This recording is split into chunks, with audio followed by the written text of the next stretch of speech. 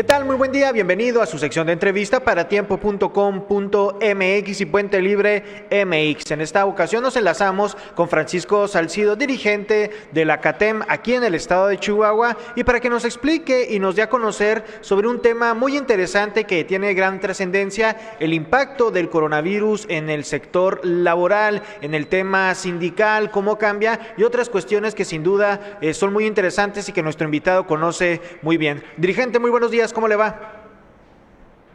Muy buenos días, Pedro. Un gusto saludarte y saludar, por supuesto, a todos tus televidentes y encantado de que me permitas estar compartiendo estas ideas respecto a la nueva realidad que tenemos. Pues entrando ya en materia, dirigente, esta nueva realidad, primeramente, ¿cómo impactó el coronavirus en el sector laboral, en el gremio laboral, que somos muchísimos? Bueno, pues tuvo un impacto muy impresionante. Hay diferentes cifras que se manejan de las pérdidas económicas y también de las pérdidas de los empleos. Algunas cifras hablan hasta de 50,000 empleos, pero unas cifras más conservadoras hablan de la pérdida de entre 13,000 y 18,000 empleos en el estado, que es uno de los más afectados que se ha visto a nivel nacional.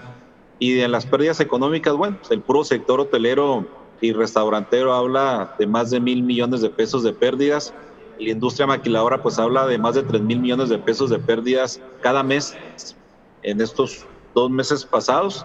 Entonces ha sido un impacto pues creo que impresionante en la economía, en la macroeconomía, pero también en la microeconomía y en la economía de los trabajadores, que se vieron afectados muchos de ellos porque tuvieron que irse a sus casas, en algunos casos con el 50% de su salario, con el 75% de su salario, pero también hay que reconocer que muchas de las ocasiones pues no llevaban algunas prestaciones que tienen por asistir a laborar, y pues la verdad es que creo que el trabajador ha pasado, al igual que el empresario, etapas difíciles, etapas complicadas, y creo definitivamente que aquí se hace necesaria que se unan fuerzas, que se dé una complementariedad solidaria de empleador y trabajador para salir adelante de esta difícil etapa por la que estamos pasando.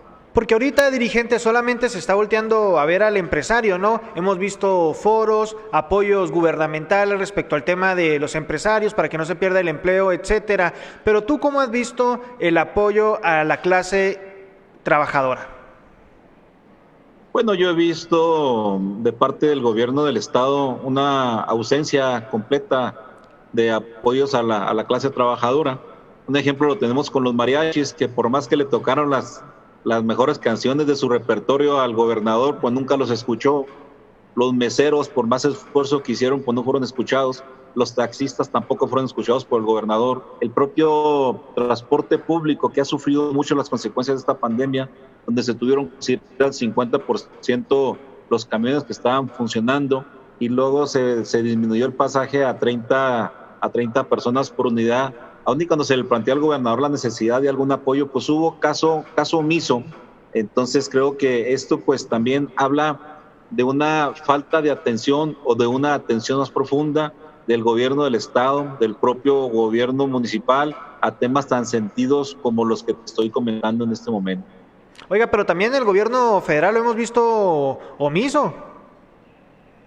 Bueno, al menos en el tema del gobierno federal, nosotros fuimos considerados en el tema de los taxistas, donde hicimos un censo de aproximadamente 1,200 taxistas que pidieron la participación de nosotros para hacer un planteamiento a la Secretaría de Turismo, en donde el propio presidente de la República, en la conferencia mañanera de hoy, comentaba que mañana estará dando un informe sobre el apoyo que se le entregará a los taxistas. Creo que esto es positivo. Y esto es, bueno, pues digno también de reconocerse, el que hagan el esfuerzo, no importa el nivel del gobierno, no importa. Y aquí no lo hago con cola ni mucho menos, nomás estoy diciendo dónde hubo apoyos y dónde no hubo apoyos. Y al menos para el gremio turístico, donde se considera a los taxistas de parte del gobierno federal y a los meseros, estarán recibiendo los próximos días un apoyo.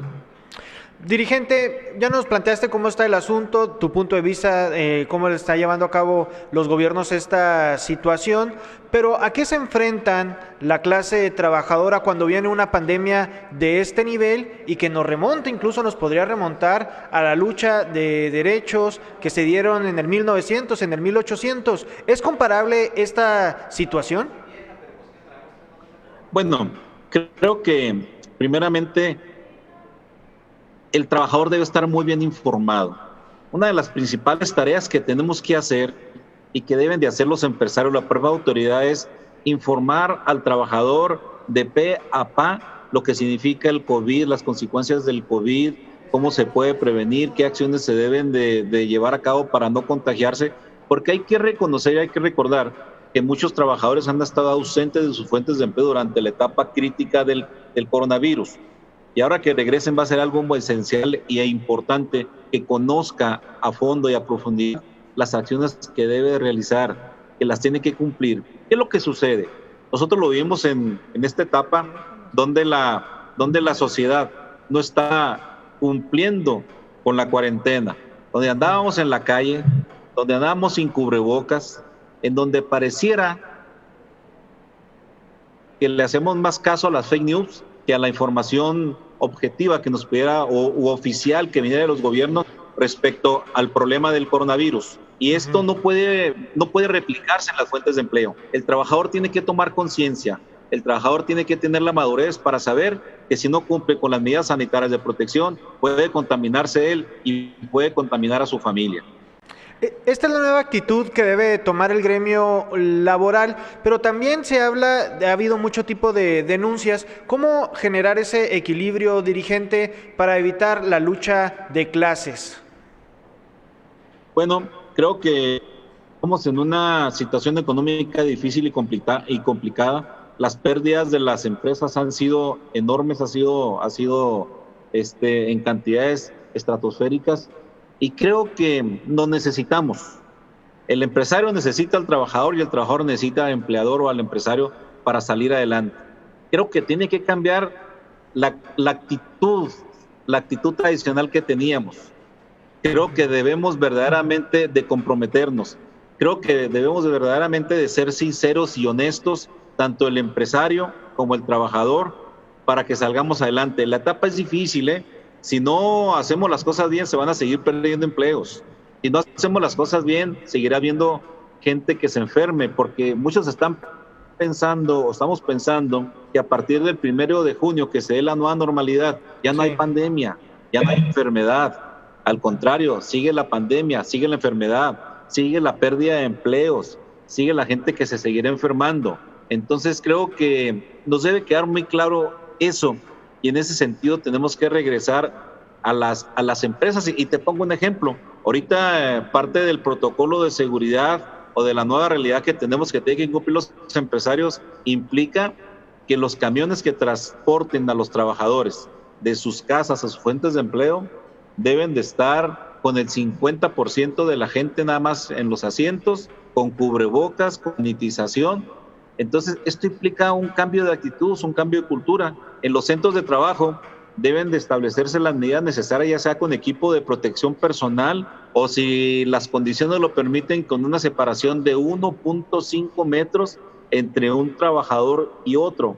Están hablando de modificar los horarios de producción para que los trabajadores tengan el menor o el mínimo contacto cara a cara que les vaya a generar que se vayan a estar transmitiendo la enfermedad. Entonces sí va a ser muy difícil, Pedro, va a ser muy difícil y muy complicado.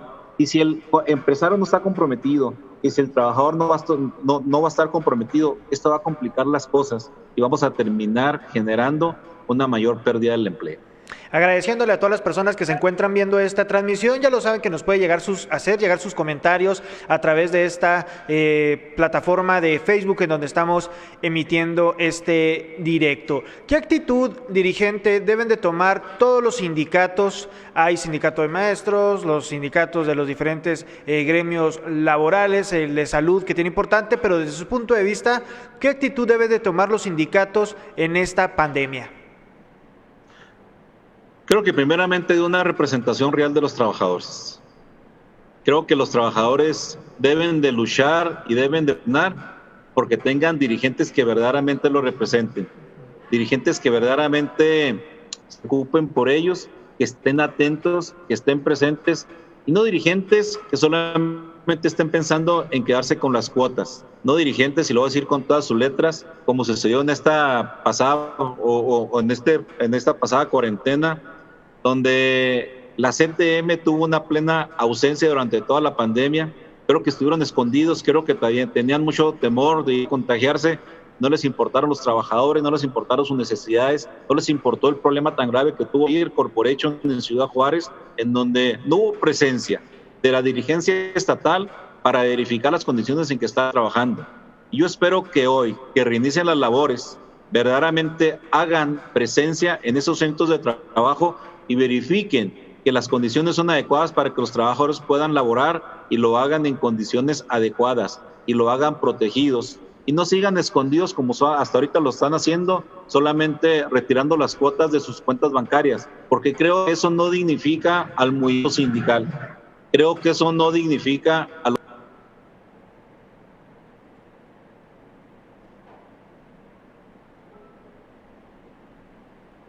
Al parecer estamos teniendo ahí un problema de audio con nuestro invitado. Vamos a trabajar para reactivarlo ahí lo más.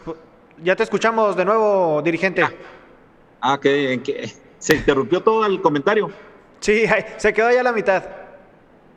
Sí, te decía yo que tenemos que dignificar el sindicalismo, tenemos que ser representantes reales y no representantes de escritorio. Yo siento que los trabajadores deben tener la capacidad, porque es gente madura, es gente muy comprometida, que si sus dirigentes sindicales no los representan, que si sus dirigentes sindicales no sirven para nada, que los quiten.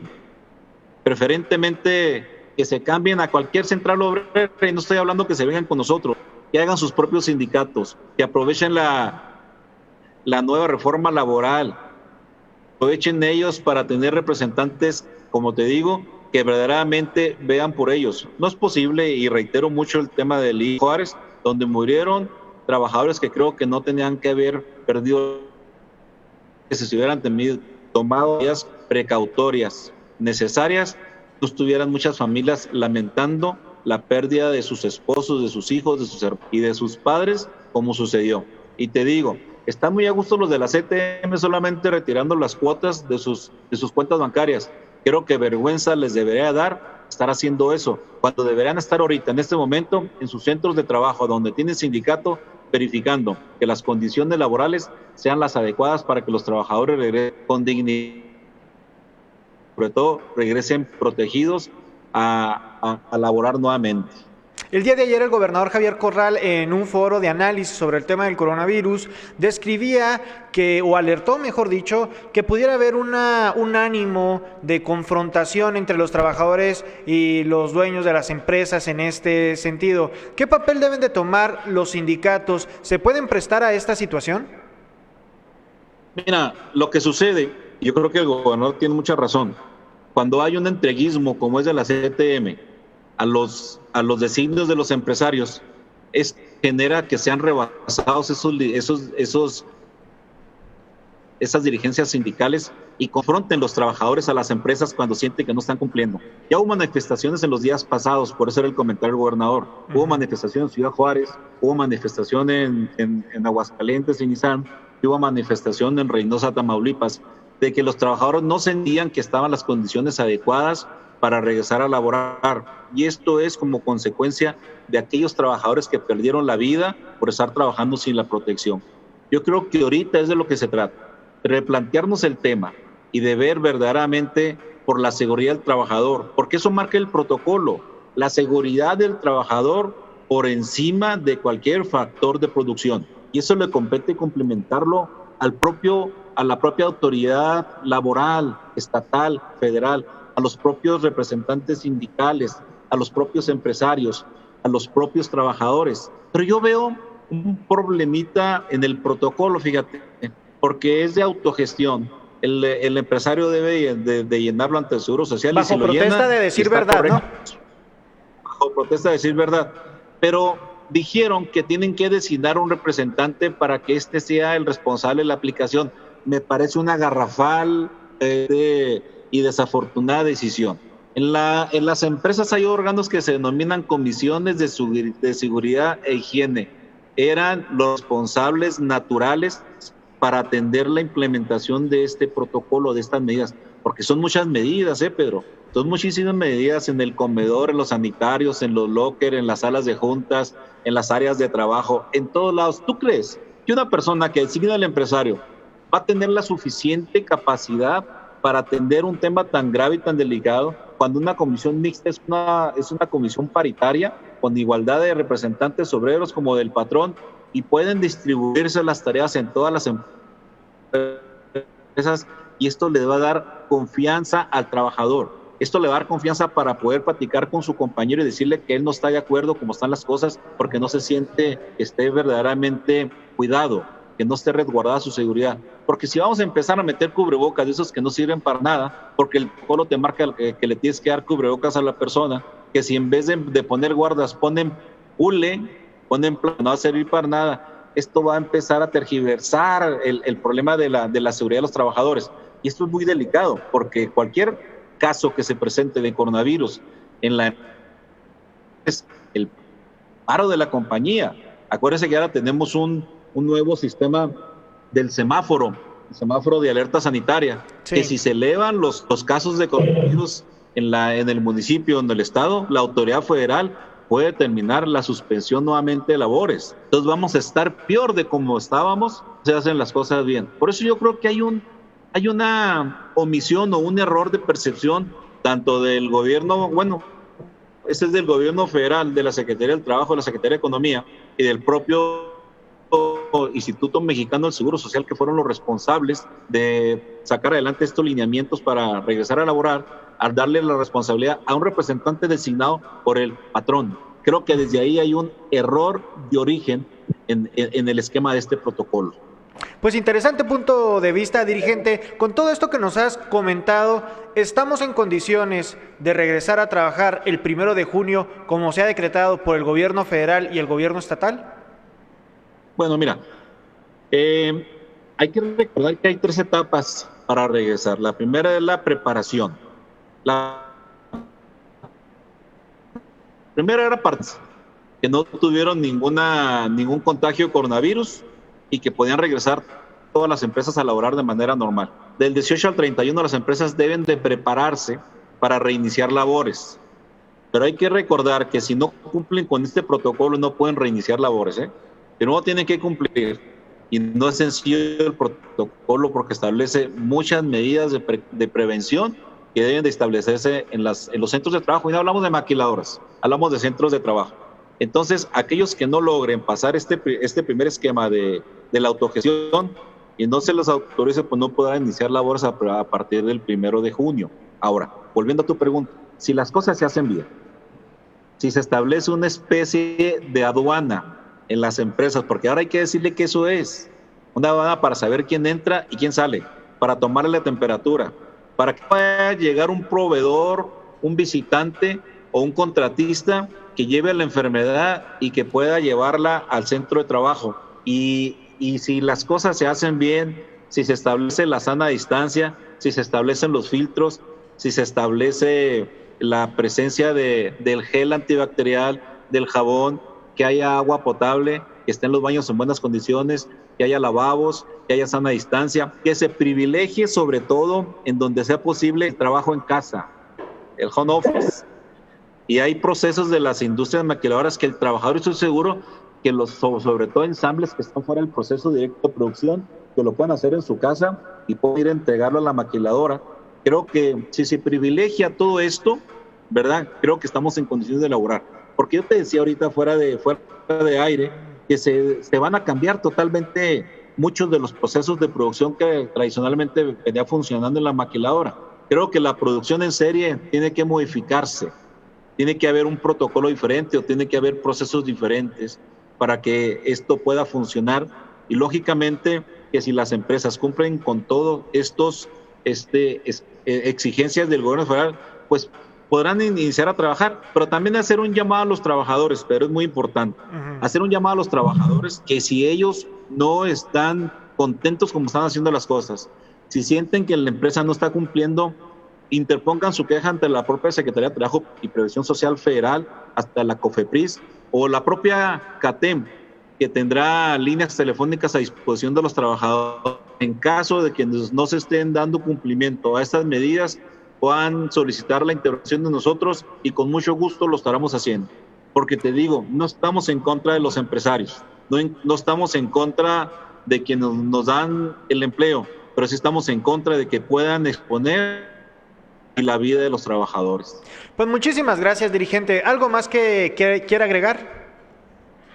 Agradecerte, Pedro, nuevamente y felicidades por este nuevo esquema de entrevistas y como siempre, pues estaremos a las órdenes y decirles a los trabajadores que CATEM está en el edificio Laguet, en calle Vicente Guerrero 608 y que estamos a sus órdenes para cualquier situación que deseen plantearnos. Sí, seguiremos pendientes porque falta mucho camino que recorrer, ¿no? Y eso que todavía no hablamos de la crisis económica, que sin duda será otro tema bastante interesante y que ojalá lo pudiéramos platicar. Le agradezco de nueva cuenta, dirigente.